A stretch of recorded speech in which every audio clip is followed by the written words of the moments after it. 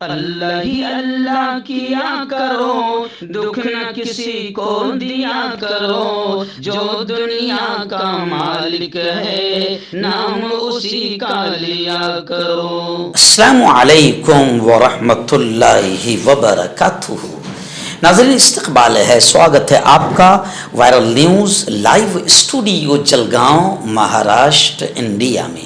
میں آپ کا میزبان مفتی محمد ہارون ندوی۔ آئیے انٹرنیشنل ٹاپ 5 نیوز، دنیا کی 5 بڑی خاص اہم خبروں پر نظر ڈالتے ہیں۔ لیکن سب سے پہلے میں اپیل کروں گا کہ جو ساتھی نئے ہیں اور ابھی تک اس بے باک سچے چینل سے جڑے نہیں ہیں، اگر آپ چاہتے ہو کہ آپ کو ملک بھارت کی اور پوری دنیا کی صحیح اور سچی خبریں دیکھنے اور سننے کو ملیں تو پھر آپ اس چینل سے جڑ جائیے۔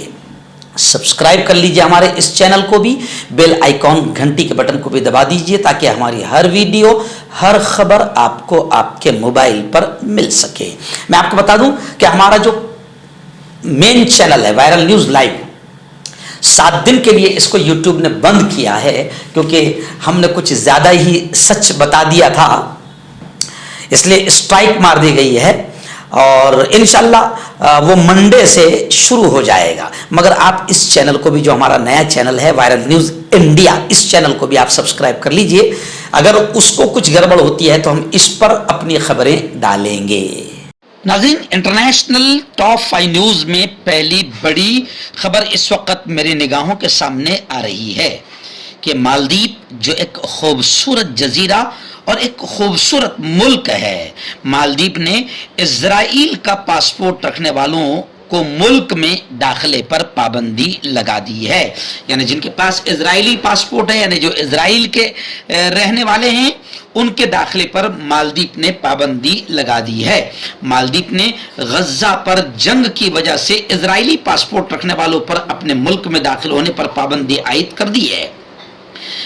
غیر ملکی خبر رساں ادارے الجزیرہ کی رپورٹ کے مطابق مسلم اکثریتی ملک مالدیپ کی حکومت نے اسرائیل کی جانب سے غزہ میں معصوم شہریوں کے پر ہونے والے مظالم کے باعث اسرائیلی پاسپورٹ پر پابندی عائد کر دی ہے۔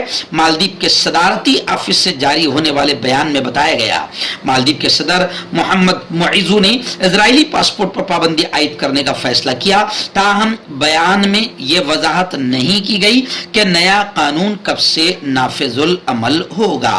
مالدیپ کے صدر محمد معیز نے مالدیپ کی فلسطین کے ساتھ اظہار یکجہتی کے نام سے ایک قومی فنڈ ریزنگ مہم چلانے کا بھی اعلان کیا۔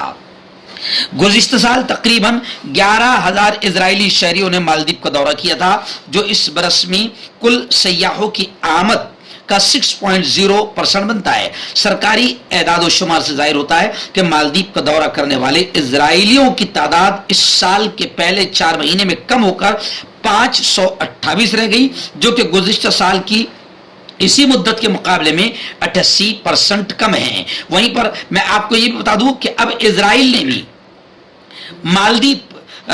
نے بھی اپنے شہریوں کو مالدیپ چھوڑنے کا مشورہ دے دیا ہے۔ ناظرین دوسری بڑی خبر اس وقت میری نگاہوں کے سامنے آ رہی ہے کہ اقوام متحدہ کا ایک انسٹیٹیوٹ ہے، ایک ادارہ ہے اونروا، جو ہیلپ کرتا ہے محتاجوں کی، پریشان حال لوگوں کی، فساد کے وقت میں، جنگ کے وقت میں وہ ذات اور دھرم دیکھے بغیر خدمت کرتا ہے۔ اس ادارے کو اسرائیل نے دہشت گرد قرار دیا۔ یعنی آپ سمجھ سکتے ہیں کہ کتنا عجیب معاملہ ہے۔ الٹا چور کوتوال کو ڈانٹے، آپ نے کہاوت سنی ہوگی۔ اقوام متحدہ کا یہ ادارہ اونروا اسرائیل کی نظر میں دہشت گرد ہے اور اس ادارے کو دہشت گرد قرار دینے کی اسرائیلی تجویز کہ دنیا بھر میں مذمت جاری ہے، یعنی اسرائیل پر دنیا تھک رہی ہے۔ قطر اور سعودی عرب نے اسرائیلی پارلیمنٹ میں اقوام متحدہ کے ادارے برائے مہاجرین اونروا کو دہشت گرد قرار دینے کے بل کی سخت مذمت کی ہے۔ اس اسرائیلی ناپاک آتنکی بل کے خلاف دنیا بھر سے ورود ہو رہا ہے اور آزاد اقوام اس کی مذمت کر رہی ہے۔ طاقتوروں سے ہٹ کر سوچنے والے یا ایجنڈا رکھنے والوں کو بھی دہشت گرد قرار دینے کی روش بعض ملکوں میں اسی طرح قوت پکڑ رہی ہے جس طرح بعض پسماندہ اور جمہوری و انسانی حقوق کے حوالے سے کمزور سمجھے جانے والے ملک اپنے ہاں کہ سیاسی مخالفین پر بھی انسداد دہشت گردی کی دفعہ آسانی سے لگا دیتے ہیں اور اپنے یہاں بنائے گئے ان قوانین کا غلط استعمال کرتے ہیں۔ اسرائیلی پارلیمنٹ نے بھی بعض طاقتوں کی یہاں پختہ ہو چکی ہے۔ اسی روش کا فائدہ اٹھاتے ہوئے اقوام متحدہ کے ذیلی ادارے پر قدغنیں لگانے کی کوشش کی ہے اور اقوام متحدہ کا ادارہ اونروا کو اسرائیل نے دہشت گرد قرار دیا ہے، جس کی پوری دنیا بھر میں مذمت کی جا رہی ہے۔ یعنی آپ سمجھ سکتے ہیں کہ دہشت گرد جس نے ہزاروں بے قصوروں کو مار دیا وہ دوسروں کو دہشت گرد قرار دے رہا ہے۔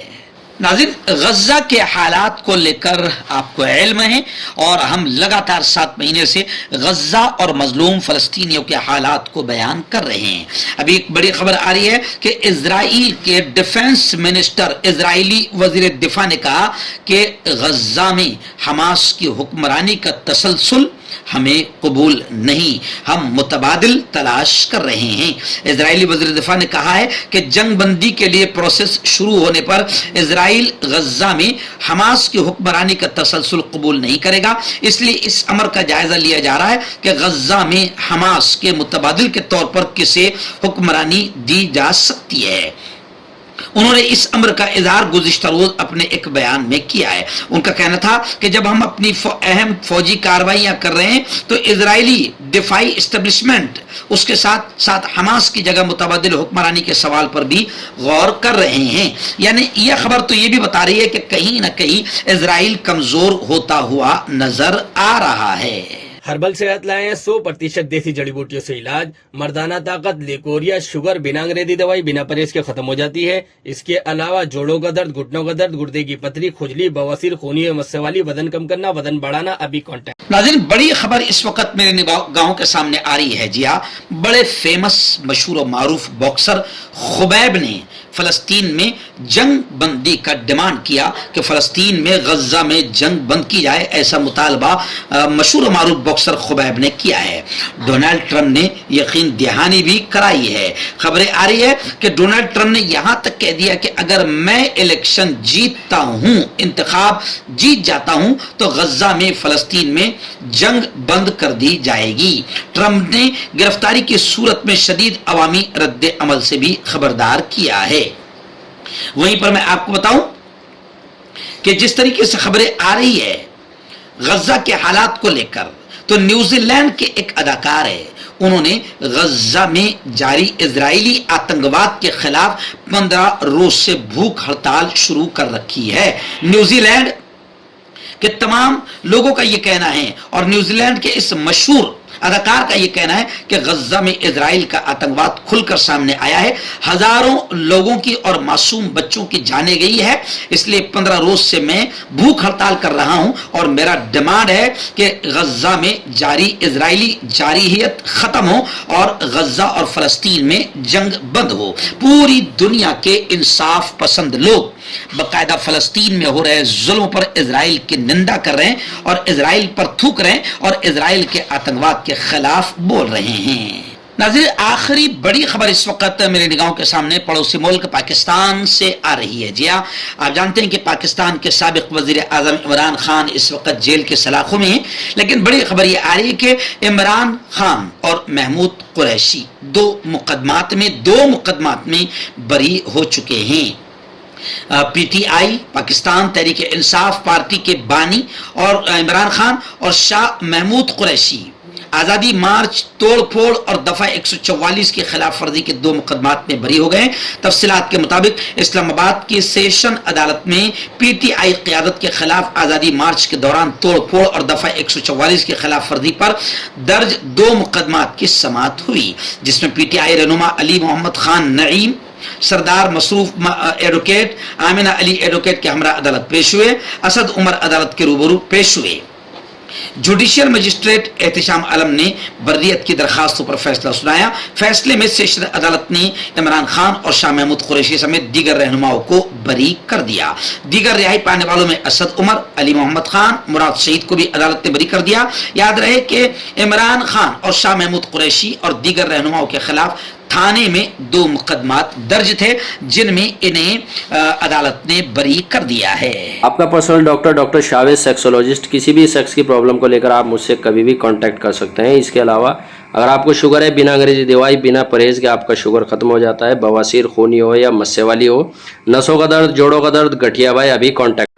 मर्दाना ताकत हासिल करें 72 घंटों के अंदर, वो भी जड़ी बूटियों द्वारा। हकीम याकूब खां से कांटेक्ट करें जो कि 75 सालों से हिकमत कर रहे हैं।